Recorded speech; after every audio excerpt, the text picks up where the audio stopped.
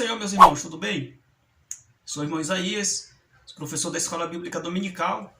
Graças a Deus, que Deus abençoe a todos, que Deus conceda um ótimo fim de ano, um ótimo Natal também, né? Que Deus abençoe a todos nós e graças a Deus por este fim de trimestre. Esse fim de trimestre que tem sido bênção esse ano na Escola Bíblica Dominical, onde aprendemos muito com a Palavra de Deus. A Bíblia diz que, lá em Oséias, sigamos e prossigamos em conhecer o nosso Deus. Diz a palavra lá.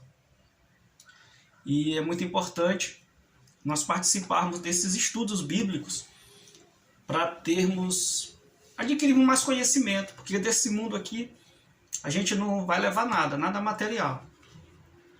O que nós levamos mesmo é só o conhecimento.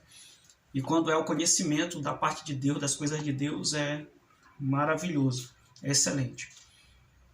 A lição de número 13 tem como tema o Senhor está ali, do tema da lição. O texto áureo diz assim: não se fará mal nem dano algum em todo o monte da minha santidade, porque a terra se encherá do conhecimento do Senhor como as águas cobrem o mar. Isaías 11, versículo 9. A verdade prática diz assim: o Deus de Abraão, Isaque e Jacó governa soberanamente o seu povo. Ele está no meio do seu povo. A lição bíblica, essa lição aqui, ela está embasada no livro de Ezequiel, capítulo 48, do versículo 30 ao 35. Nós estudamos a lição da CPAD. Lição da CPAD. No ano, no currículo da Escola Bíblica Dominical das Assembleias de Deus, eles dividem em 4 trimestres. Em 3 meses é dada uma lição. E essa lição, elas são de suma importância para o povo de Deus. Todas as lições bíblicas, elas são de grande aprendizado para a nossa caminhada. Quero aqui, mandar a paz para todos os meus amigos mais uma vez. Rondinaldo, graças a Deus, meu irmão, você está caminhando nessa jornada. Que Deus te abençoe, saciar grandemente a sua família, meu irmão.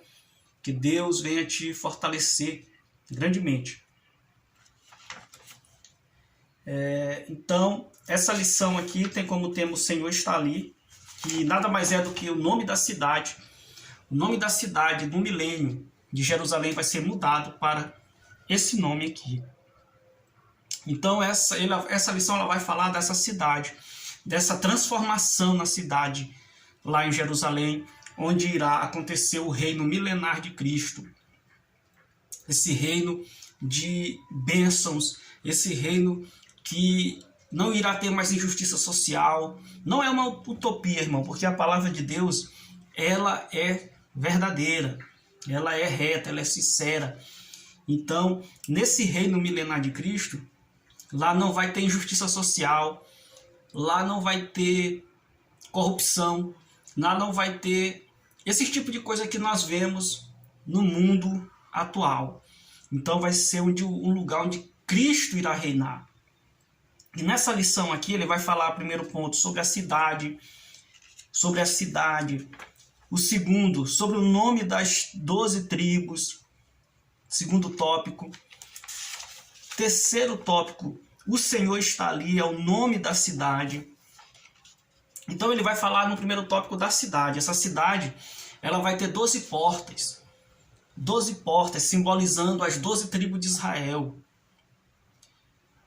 Essa cidade, ela vai ter um formato. Que formato é esse? Ela vai ter um formato quadrangular, quadrado. Segundo aqui a nossa lição aqui, o comentarista ele explica esse formato simplesmente vai ser assim pelo ponto dos 4 pontos cardeais, norte, sul, leste, oeste. A cidade naquele tempo do milênio, no tempo do milênio, vai ser o centro do mundo. Vai ser o centro do mundo, vai ser o centro religioso e o centro governamental mundial. Então o Senhor ele vai reinar. no mundo nesse período. Então a cidade, ela não vai ser mais dessa forma como é hoje. Porque hoje Israel ele não ocupa todo o seu território lá na Palestina. Israel está dividido. Então aqui na palavra de Deus, Israel vai assumir todo o seu território, todo o território completo. Território completo de Israel. O Senhor, essa cidade vai abranger de toda a sua totalidade, de toda a terra. Não vai ter mais divisão, como teve no Reino do Sul, Reino do Norte. A geografia vai ser mudada naqueles dias. O rio de Deus vai passar e vai transformar a geografia, não só de Israel, não só da Palestina, mas mundialmente, no mundo inteiro. Então, o formato dessa cidade vai ser quadrangular, irá ter 12 portas. Irá ter 12 portas representando as 12 tribos.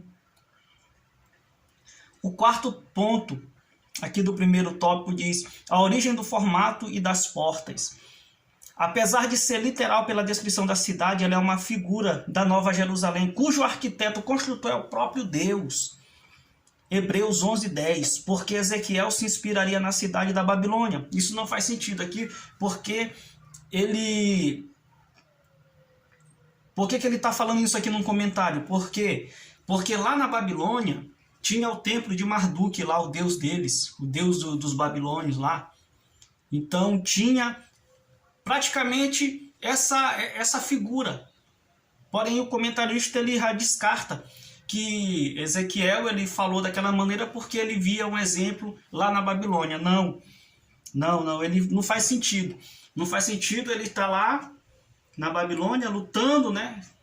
Incentivando o povo a se manter fiel, a se manter firme, na esperança de uma restauração, do retorno deles e se inspirar, e lutando contra os deuses pagãos, contra a idolatria pagã da Babilônia, e se ter uma referência lá do templo de Marduk. Então isso não faz sentido.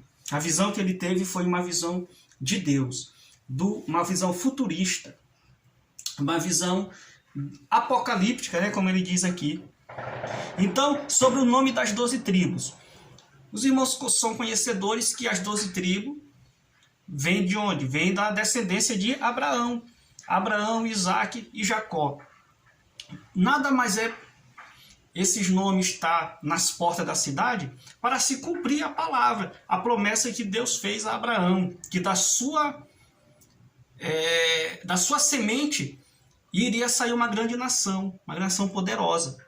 Então, a nação de Israel será poderosa na terra, serão convertidos, serão restaurados espiritualmente, serão revestidos do Espírito Santo, irão aceitar verdadeiramente Cristo como Senhor, vão reconhecer Jesus como Messias e eles vão ser transformados, vão ser mudados. O Espírito Santo vai tocar em seus corações e vão ser transformados. Essa é a nossa visão, é a visão pré-milenista que nós temos, que nós acreditamos dessa forma. Então existe o propósito dos nomes dos 3 patriarcas de Gênesis, Abraão, Isaac e Jacó. O último deles foi o único que não houve a eliminatória dos filhos para a formação da nação, ou seja, todos os filhos de Jacó tiveram parte na herança. Todos os filhos de Jacó, ok? Os seus 12 filhos. Então nós vemos aqui já o porquê do nome nas portas. Agora nós vamos ver aqui no terceiro ponto, nós estamos correndo, meus irmãos, mas é o pensamento, a ideia do ensino é mostrar que a cidade, ela traz as características da promessa, que traz as características do início, do Gênesis, do Bereshit, do princípio, né? Aí o Senhor está ali, terceiro tópico, o nome da cidade. Por que o nome da cidade irá ser o Senhor está ali? Para desassociar o nome Jerusalém com a incredulidade, com a apostasia dos seus reis. Porque quando nós vemos hoje o nome Jerusalém, vem várias coisas na nossa mente. veio tanto domínio muçulmano, né? Quando o Saladino ele invade Jerusalém, toma de conta da cidade, foi pisada pelos pagãos, realmente pessoas que não tinham o Deus de Abraão, Isaac e Jacó como seu Deus, não cria verdadeiramente nas promessas bíblicas. Então nós vemos que o nome dessa cidade vai ser desassociada de Jerusalém, porém vai ser uma nova cidade, a Nova Jerusalém. É um pouco assim, meio confuso, mas faz todo sentido quando ele coloca que o nome da cidade, que o comentarista ele coloca, o nome da cidade, como o Senhor está ali, ela também é chamada de Sião e de Ariel. Jerusalém é o nome mais conhecido, significa cidade de paz, mas esse nome não aparece no suplemento da profecia de Ezequiel, a cidade identificada pelas características ali apresentadas. Ela é chamada em Apocalipse de Arraial dos Santos, também, e cidade amada. Apocalipse 20, versículo 9.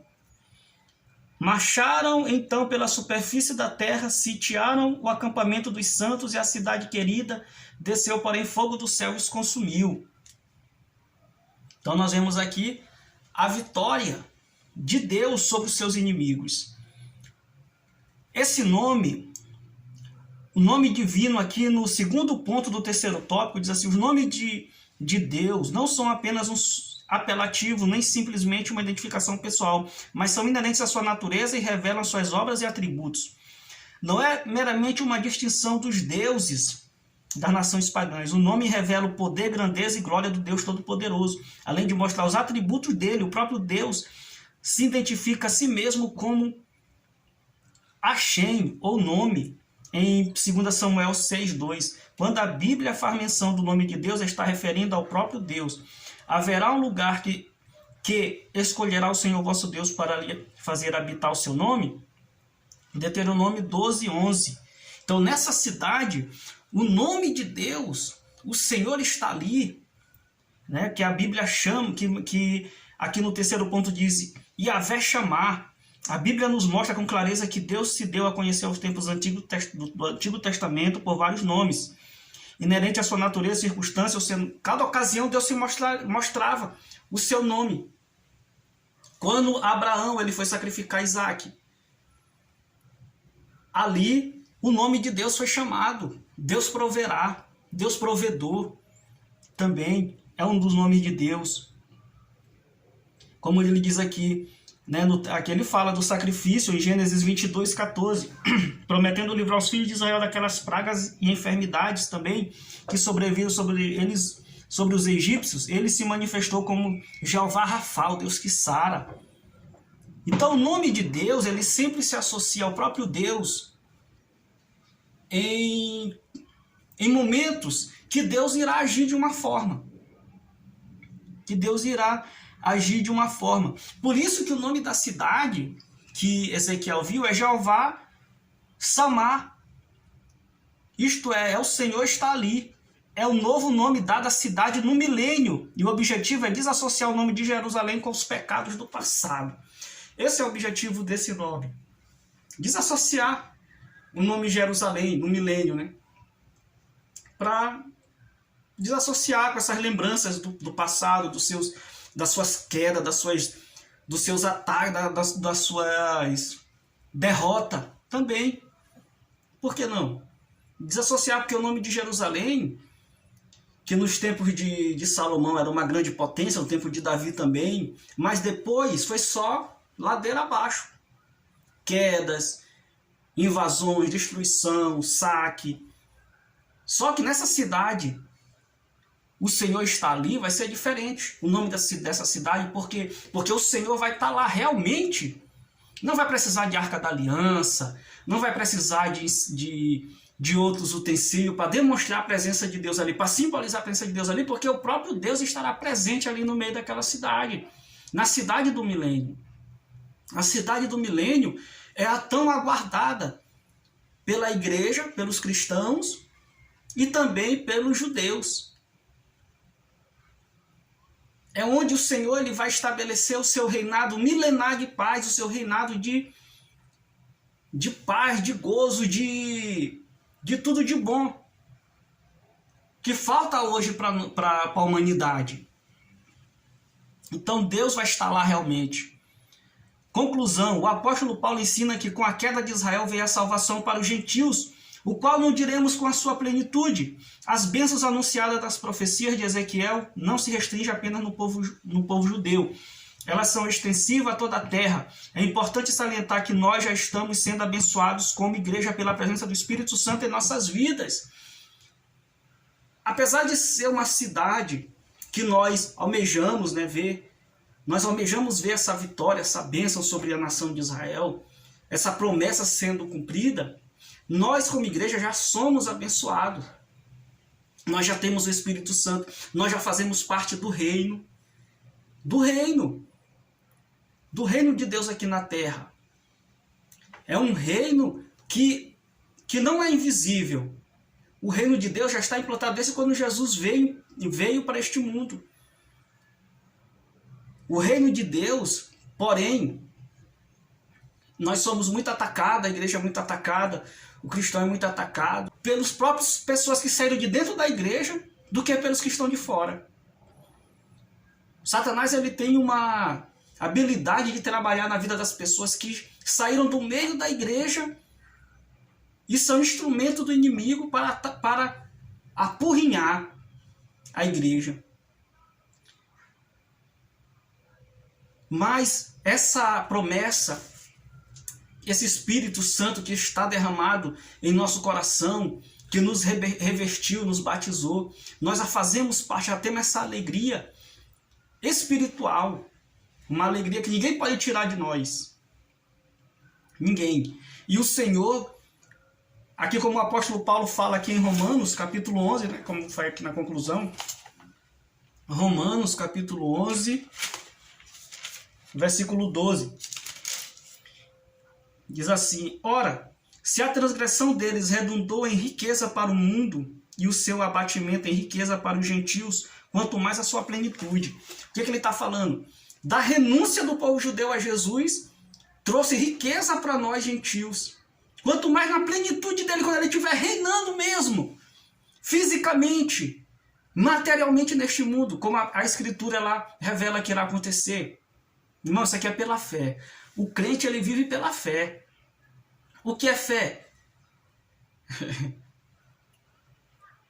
Fé é o firme fundamento das coisas que a gente não vê, mas das coisas que a gente espera. Então fé é uma coisa, que uma dádiva de Deus, é algo de Deus, é algo espiritual. Então só para quem tem fé é que acredita na palavra. Agora quem não tem fé, a gente não pode fazer nada. Então, a conclusão dessa lição foi com chave de ouro, porque mostra a cidade, mostra o perfil da cidade, mostra a restauração da cidade na sua totalidade geográfica, na sua totalidade, mostra que a igreja foi privilegiada, fomos alcançados por Jesus Cristo.